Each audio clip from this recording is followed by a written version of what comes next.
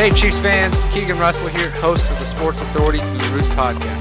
The NFL preseason has officially wrapped up, 53-man rosters have been finalized, and now all eyes are turning towards week 1 of the NFL season, which is just days away.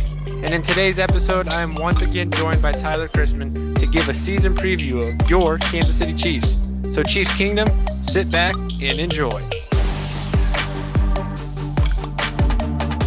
Tyler, what's up, man? How are you doing today? Oh, I'm doing good. How you doing? I am stoked. Last week you and I talked some KU football, which was the opening to college football weekend. And now we get to talk some Chiefs football in the NFL, which is officially back in just a few days. At the time of this recording, we were sitting here on a Tuesday evening. So literally 48 hours from now, the NFL season will start with week 1. But that means our Kansas City Chiefs are coming up this weekend. So Tyler, how excited are you, not just to have college football back, but to officially have NFL back? Super excited, man. We've got NFL till what, February? It Yep. feels like it's been forever since we've had the NFL game. So I'm pumped. There's a good game on Thursday night, and of course, we're all ready for the Chiefs game. Yeah. I think for me, this off season in the NFL, there was enough craziness going on that I kind of thought once people started announcing training camp come up, I was like, holy cow, it's already time for training camp, which means the season's right around the corner. But yeah, the last month with the preseason starting, it's like, come on, let's just get to the real games and get going. And we are finally ready for that. So in this episode, like I said, we're going to talk some Chiefs football and specifically focus in on the Kansas City Chiefs in their upcoming game. As we get going in this, let's kind of recap preseason. A lot of moves, a lot of different things went on during the preseason. A lot of guys got some good playing time. We saw some quality things out of the rookies. Saw some into the bench guys get a chance to perform. But at the end of the day, a 53-man roster has to be put together out of the 85 players they started with.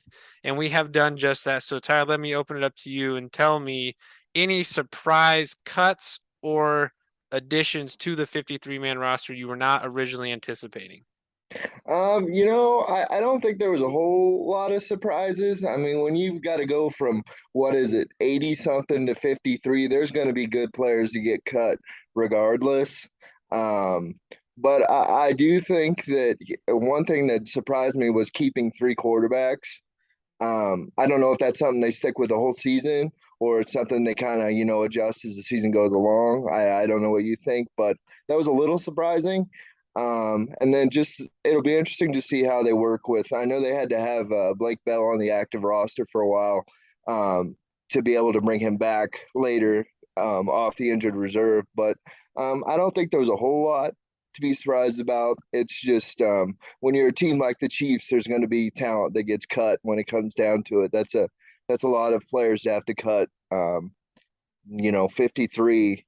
It's there was a lot of close races. And it'll be interesting to see just kind of how they navigate that the whole season. Yeah, you're Um, talking about yeah, 30 I don't know plus what your thoughts are, players, but 30 plus players that yeah, it's didn't make the crazy. team that you're mixing with the practice squad. They're signing with new teams. That's a lot of guys that unfortunately don't get their shot here, but potentially get a shot somewhere else. I agree with you. I think the most surprising thing was the three quarterbacks in the Andy Reid era. That has yet to happen unless there's an injury concern. And across the NFL, that's pretty uncommon unless you have uncertainty at your quarterback room. So keeping Shane Buechele was interesting. Really, it sounded like they kept him because they didn't want him to go to another team as a backup, and this was the only way they could keep him. But they're also not quite ready to give him the number 2 spot over Chad Henne and move on there. I anticipate at some point this season they're going to have to make a move at that spot, just because they're going to have an injury come up somewhere else and they're going to need another roster spot. So there may be some interesting moves down the road. And that's kind of what is odd about these 53-man rosters. There's so many confusing rules on how to place guys. And even, Brett Veach was talking about a press conference how, they're going to use every rule they can to do what they need to make a roster. But that means some weird moving, finagling around. So like you said, Blake Bell, who got injured, who technically couldn't go on the IR before being added to the 53-man roster because then someone else's spot would have to be cleared later. So instead, they put him on the initial 53, and then the next day put him on injured reserve and bring a practice squad guy up. So we're going to see a lot of those moves across the NFL, especially with the Chiefs over the first week or two. Guys that get hurt week 1 and need to be swapped out. Um, For me, what did you think about Josh Gordon not making the team? You know, I would say it's not surprising because he never really flashed in the preseason. And he hasn't really. I think he what? How long has he been playing for the Chiefs? Is this his second year, or is it? Did we pick him up last year? So we I picked him up, I I don't think, think week he. 6 or 7 last year. Yeah. So it hadn't been a full 2 years, but I don't think he did enough to make the roster. But I did see that he signed with the Titans Hmm. practice squad. So it'll be interesting to see if he gets a chance to play on their on Sundays on their 53 man roster. But I wasn't really surprised that he didn't make it. That last preseason game kind of was his last chance to make an impact to try and make that roster. And I just don't think he did enough. And like we said, when the Chiefs are as talented as they are, it's going to be hard to get those last few spots. Yeah, I was a little surprised. I was pulling for Josh Gordon. I've been pulling for him since we brought him in. Hope that he would find a way to make this team again. But in all reality, there's nothing he did well enough that was worthy Yeah. of keeping him on. And so with that, do you take the 30 plus year old receiver with some speed and athletic ability, or do you go with one of your younger guys on your team like a Jalen Watson, or I'm sorry, Justin Watson, or one of the other younger guys that have a little bit more to prove and are younger, healthier. So a little surprising there, but I think in the end, probably best for us to part ways because he wasn't doing anything to add to this team. Another offensive weapon, this was a talk of the last week of the preseason, was Ronald Jones potentially being a cut or trade candidate. Ends up getting a ton of carries in week 3. And I think that kind of did enough to solidify his spot. But were you surprised that he ended up on the official 53 man roster? I wasn't really surprised, like you said, I think he played his way onto the team and he definitely got enough carries to get that chance in the last preseason game. And I think he's somebody that, in short yardage situations like 3rd and 1 or in the red zone, he's somebody that can get you a yard or two when everybody knows you're running. And I don't think the Chiefs have had somebody like that. So it's not really surprising that he made the team. And hopefully he can, score some touchdowns this season. Yeah, I think he definitely had a big week in week 3 of the preseason to get a spot on here. And I didn't think he was going to get cut. Like you said, he does provide a type of play style we don't have currently. I think also when you consider bringing back Jerick McKinnon, had we not brought back Jerick McKinnon, I think Ronald Jones would have had a bigger workload. But now with McKinnon back and Clyde Edwards-Helaire and Isaiah Pacheco, you've got two of those three that are a little bit injury prone. McKinnon's probably not going to play all 16 games. They're probably going to ease him in here and there so that he's healthy in the playoffs. Clyde's going to get the workhorse early load, but I think he's going to have some time out here and there. And Isaiah Pacheco's still an unknown. So having a guy like Ronald Jones to be a change of pace back, mix in, get you those 3rd and 1, 3rd and 2 red zone carries, I think that's going to be an important role. I think the only surprising thing with it is he's slotted as fourth on the depth chart currently behind Pacheco. So that tells us that Isaiah Pacheco is going to get plenty of carries, which we'll touch on him here in just a little bit. I think the only other surprise I wanted to mention on here, well, two really. One, because they took 3 quarterbacks, that meant they only kept 5 receivers instead of 6. So you had Juju, Marquez Valdez-Scaling, Sky Moore, McCole Hardman, and then Justin Watson as your special teams guy. Um, I was willing to bet that Darius Fountain or Corey Coleman would have been wide receiver 6 had they gone that route, and I very much expect one of those two to be up soon, or maybe even Cornell Powell if does a lot in practice. But they do decide to go with 5 receivers to keep um, the 3 quarterbacks, and they also had to do it for transactional purposes to keep 4 tight ends in order to move Blake Bell to the practice squad. So right now they have 3 tight ends listed on the active roster with Kelsey, Noah Gray, and Jody Fortson. But they have signed a couple tight ends here. I think Kendall Bland they just signed to the practice squad. He's one that I wouldn't be surprised if he gets bumped up here soon just to be in that blocking tight end. And then the last one I want to mention was Danny Shelton, mid camp edition, huge dude. If you guys saw any of the pictures from training camp, that dude looked like a fat man in a tiny car. His jersey was way too small for him. Couldn't put him on. But he does not make the initial 53-man roster. The Chiefs did sign him to the practice squad. Again, I expect we'll see him at some point. But were you surprised he didn't make that initial group over someone like Colin Saunders or Turk Wharton? Or do you think this had more to do with the Chiefs wanting to have more edge rushers versus tackles. I was a little surprised just because, they picked him up late, so you figured they were looking for something, and I thought he might make the team. But he's a guy, that'll just eat blocks, and I think that if they need, if the run defense is struggling, that's somebody that they can, call up off the practice squad, and like you said, he's a big dude. He it was a little surprising, but you can see that they kind of want to stay young. And Wharton flashed last year; he had a good season, and then you've got Nandi, who basically is kind of that same role, kind of the same line type guy that is a run stuffer. But I'd say a little bit surprised. Yeah, I think if anything, it's probably because he was a late addition. Sneaking him on the practice squad gives him time to learn the playbook and learn the Yeah, system. Everybody says that this scheme with Steve Spagnuolo is really hard to learn. I think that's pretty evident unless you're a specific gadget player with a very specific role.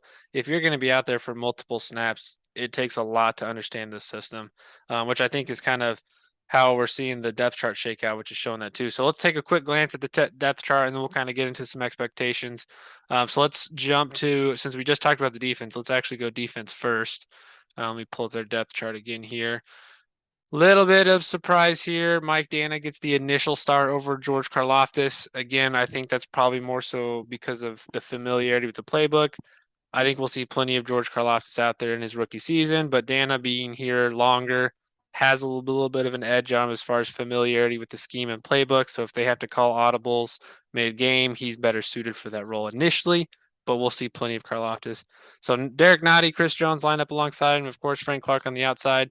So for Chiefs fans expecting Carlos Dunlap to be listed as the starter, he's going to be a rotational guy at this point.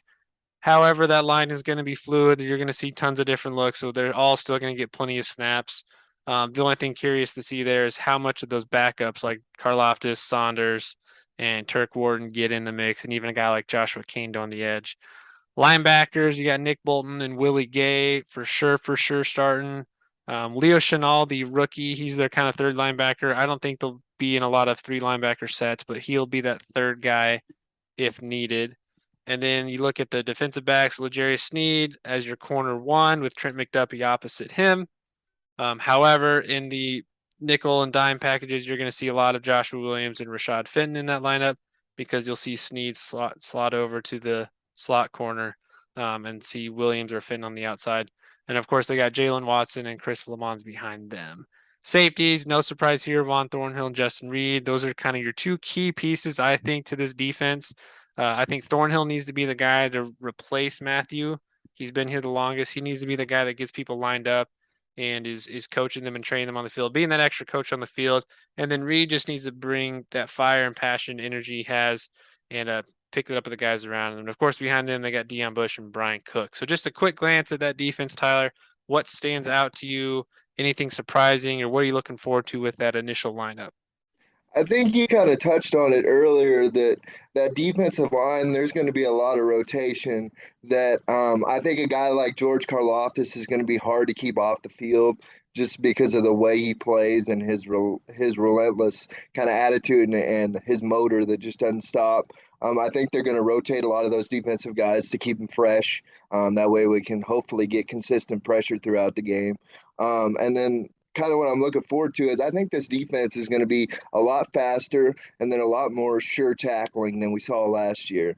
I think they got guys between the rookies and then some of the free agents like Justin Reed that are going to wrap up when they have to.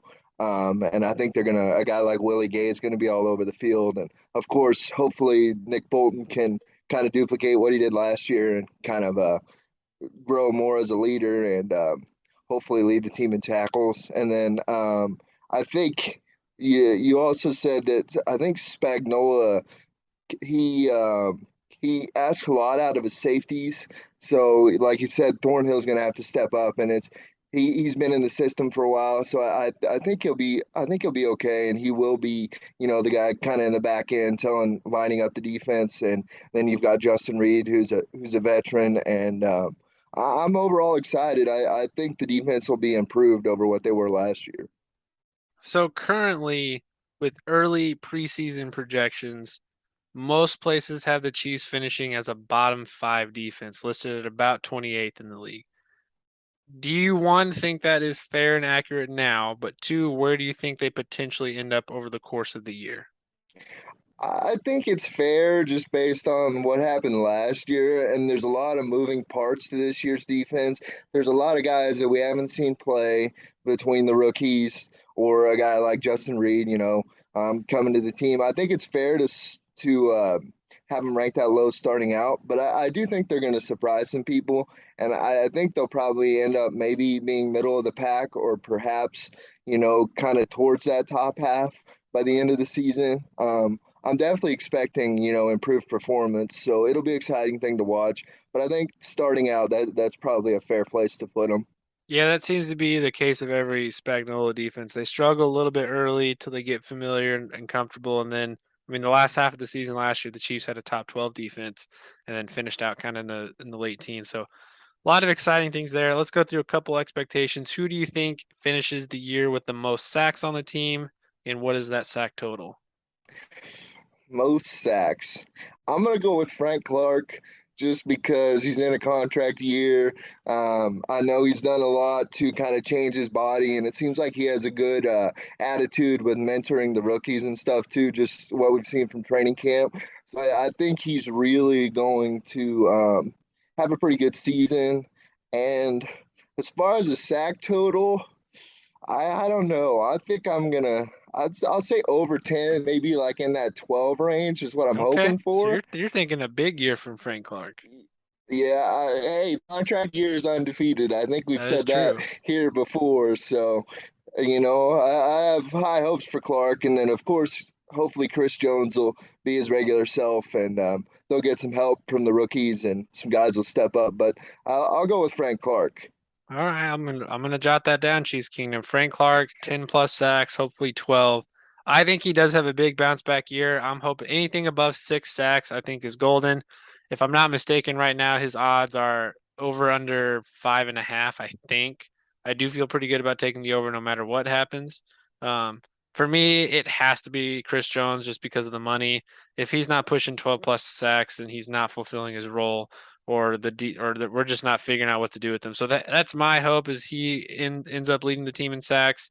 I don't know. I'm not that confident that anybody gets more than 10.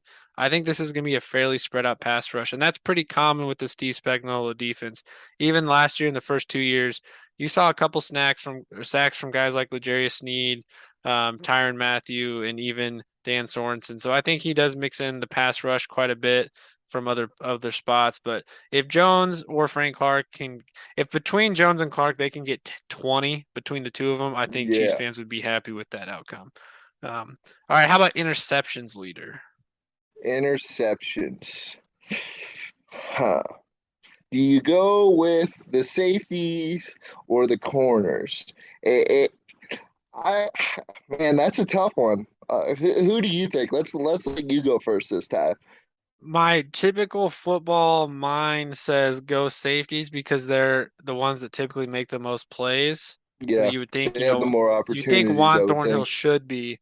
I'm gonna go out on a limb just because I really like his play style, and he's gonna be an important key piece this year in the way offenses are going.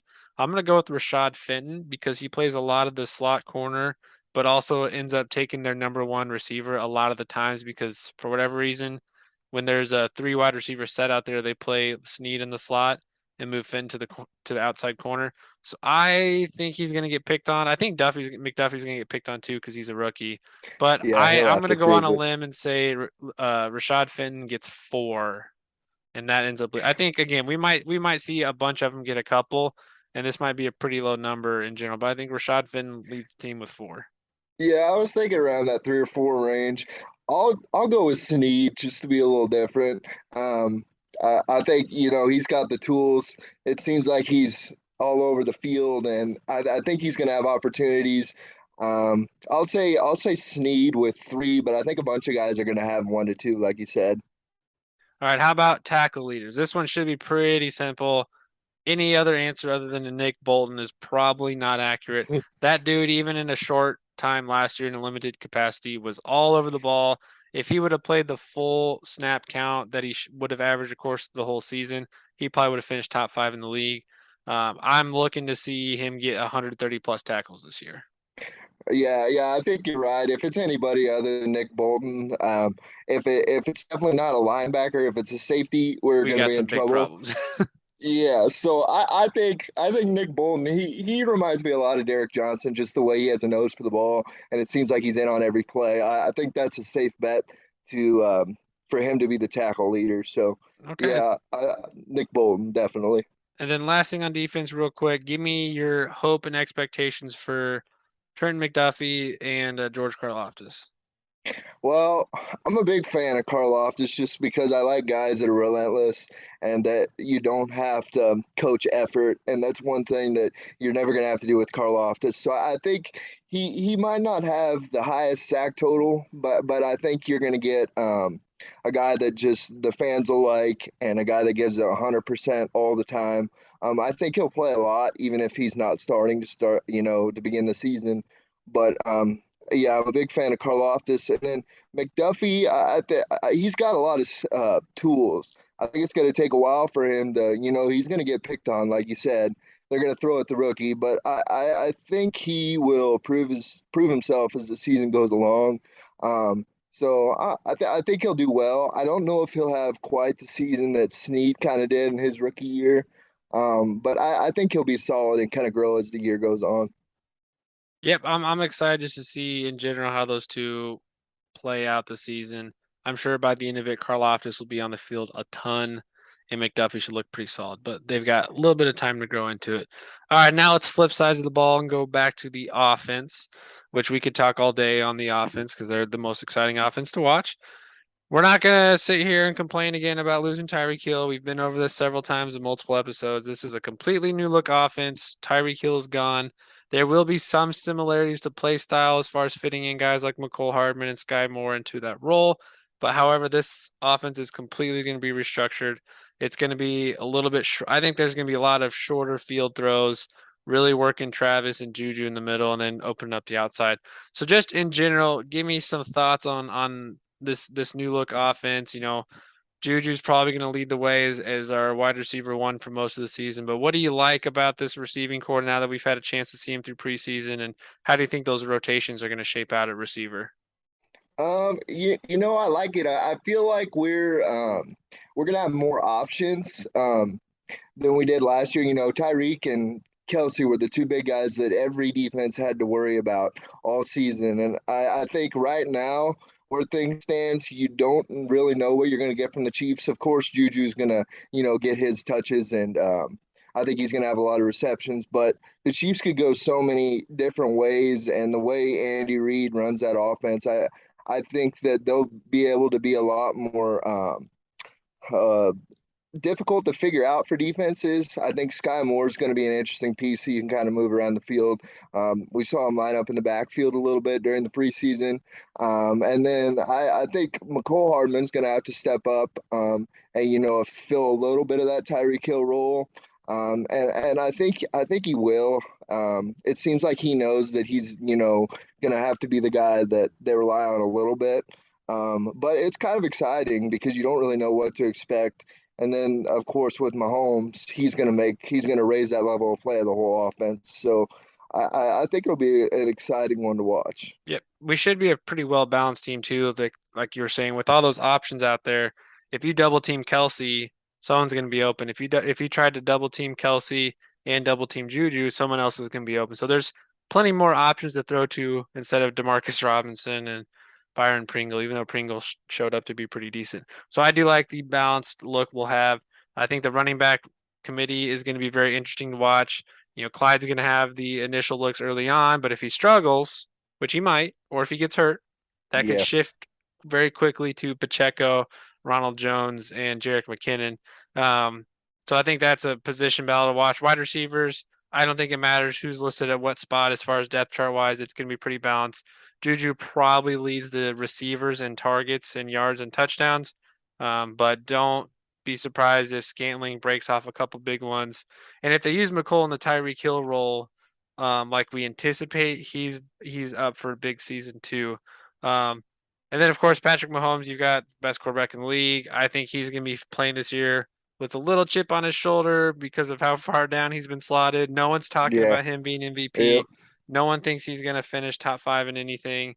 He's listed as the eighth best player coming in the league. So I think he's gonna have one of those seasons you get out of a guy like Tom Brady that when everyone tells him no, he's like, hey, watch this. So I expect big Yeah. things out of Mahomes. So let's run through some statistical numbers. Do you think Mahomes finishes with more than 4,800 yards? 4,800 yards. Just under That, that 5,000 that he hit as a rookie. yeah, I'm gonna go. I'll take the over. Okay. Just being kind of an optimist. I think he's gonna spread the ball around. I think that's gonna help. We're gonna throw the ball a lot. We should have a pretty good running game, but I'll take the over. I think he's gonna have something to prove. Kind of have that Michael Jordan mentality where you take everything as kind of a slight and get yourself motivated. I think Mahomes is kind of that guy that he's gonna, like you said, take a being slighted as motivation and kind of perform and be at that MVP level. I agree with you there. I think he hits pretty close to that and also competes for the MVP. How about over under as far as touchdown passes? Obviously 50 his first year is hard to pass. Hasn't had quite as many last few years, but let's go over under 37. 37. I'll take the over. I'll say he gets 40 to 42. Okay. I think I'm right there with you too. I think there's going to be a lot of red zone opportunities that for whatever reason we don't go to the running backs for. So again, a lot of opportunity for him to And you and can to get do all that. those, like shovel passes that technically count. The Chiefs love to do it in the red zone. It's like a Yeah. run, but technically it counts as a pass. So I think that'll give him, an extra 4 to 5 touchdowns over the course of the Yeah. season. And as we'll talk about here in a minute about the schedule, but their schedule is very tough and I think they're going to have to score a ton of points to win games. Yeah. So again, more reason to believe Mahomes is going to ball out. Okay, receivers. Who do you have leading the team in receiving yards? Is it Kelsey or are you going with one of the receivers? Um, Kelsey's going to draw a lot of attention, but I still think he's the most consistent guy. He's the one that Mahomes trusts the most. It may take a little while for Mahomes to build up, the rapport with some of the new guys like Juju. So I'll probably take Kelsey as still being the leading receiving guy. Maybe in receptions, yardage. It's probably have to be either McCole or Juju. I don't know who you're thinking, but I'm thinking I one of still those think guys will probably have Kelsey a big still year. leads. I think Kelsey still leads in both. He's the most trusted guy. But do you think with this roster, even though Tyreek's not on it, could we see two guys get over 1,000 receiving yards? I think we could, like we touched on earlier last year, you double Kelsey, you double Hill, and you're expecting Robinson or Pringle to step up. I think you'll see Kelsey double or triple team sometimes. So a lot of guys are going to have opportunities. So I think um, another 1,000 yard receiver. I don't know. I think it'll be split up between those 3 or 4 guys between Hardman and I think Sky Moore will have a number of targets, but it'll be interesting to see. I would say it'd be tough, but you never know. Yeah, I'm excited just to see how it shakes out. I don't think it really matters who leads the team and what as long as we're winning. But let's go to Yeah. that running back committee real quick. Does Clyde finish the year as the lead rusher? Does he lead us in rushing yards, or does that end up going to McKinnon, Pacheco, or is this a year where they're all kind of averaging that 300 to 600 range? Well, Clyde, he hasn't proved that he could stay healthy the whole year, so you kind of wonder. Um, they may, give him breathers now and then just to try to keep him healthy throughout the season. So I think it's probably a good bet to see that we'll see a lot of, like you said, split up between 400 yards between 3 or 4 guys. But I do kind of think Pacheco, they're pretty high on him. I think he'll get his opportunities as the season goes on, and but hopefully Clyde can stay healthy because they want he's going to be running back number one, and they want him. He's going to get his chances. I just hope he can stay healthy to prove what he can really do, and he'll be a real threat in the passing game. I don't know if he's proved that yet, but he's definitely got it in him if he can stay healthy. Yep, I'm excited to see how Pacheco looks in this lineup. All right, as we're wrapping up here, let's kind of run through this gauntlet of a schedule the Chiefs have. Not only are they in the toughest division, I think they've got one of the toughest schedules. So you open at Arizona this weekend. That's going to be a primetime game. Everyone's going to be having their eyes on that. Potential Super Bowl contender out of the NFC. They had a struggle the last half of the season, but the Cardinals are still a pretty solid team. Then you go straight from there to the Chargers, who everyone has as the AFC West darling this year and playoff hopeful. Um, that's going to be a tough matchup, even though that is a home game. Then you go on the road at Indianapolis, another strong playoff team that should win their division. Then you go on the road to Tampa Bay, a former Super Bowl team. Tom Brady's going to be coming back with a vengeance. I think that team's going to be loaded. Then you go straight into the Raiders at home, another team that's quite improved, that still has a lot to show, and see if they can get to the playoffs this year with the new coaching staff and see how Devontae Adams looks. Then you're not done yet. You go from there to playing at home against the Buffalo Bills, another Super Bowl contender, should be one of the best teams in football this year. Had that incredible AFC divisional game with the Chiefs in the playoffs that is just insane. And so they're going to have another matchup. Then you go straight from there to at San Francisco. Maybe not as quality on offense this year as last year, but still one of the best defenses in the league. Very well coached and still playoff bound team. Then they immediately go into the bye, but coming out of the bye, they've got Tennessee, who's probably still a question mark. That might be one of their easier games. Then Jacksonville again should be an easy game, but then it's right back into the gauntlet again of at LA for the Chargers, back home for Super Bowl champ Rams, at Cincinnati, this other Super Bowl team, at Denver, who's going to be much improved with Russell Wilson. Then you get a little bit of a cupcake with the Texans and the Seahawks, and then finally you finish off the year with the Broncos and Raiders. So holy cow, that is an insane schedule. That is a lot to throw at you there. Just quickly, what do you think the Chiefs' record ends up as based on that schedule? And is it enough I to win don't the know if AFC West? I don't know if there's been a tougher schedule, maybe in the history of the NFL, but definitely within the last few years, I think this is probably one of the toughest schedules that any team's had. As far as record, I'll say 13-4, just because, like we were talking earlier, I think that's what it's going to take to win the division. I think, we might split with the Chargers. The Bills are always tough. It's definitely going to be a tough one. So I think 13-4. I'm kind of right there with you. I think at least 11 games get you in consideration for the division, but 13 probably wins it. This is going to be a gauntlet that we're just going to be, it's going to be a lot of fun to sit back and watch, and it's just going to be a good season all around. So, Tyler, thanks for joining me again today. Look forward to getting Chiefs football back, and we'll see kind of how the season shakes out, and I'm sure we'll talk more about it. Sounds good. Hope we're happy this time next week. Chiefs fans, the season is just days away, and this podcast will be here all season long to break down everything about the Chiefs as we cheer them on their way to Arizona for Super Bowl 57.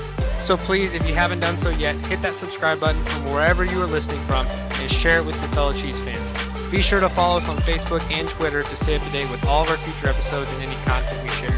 Thanks for listening, and we look forward to having you in future episodes. This was another episode of the Sports Authority Gurus podcast. For future episodes, you can find us on Spotify, Podbean.com, the iHeartRadio app, and on YouTube. Wherever you do listen to us from, please hit the subscribe button, give us a great review, and most importantly, share with your friends.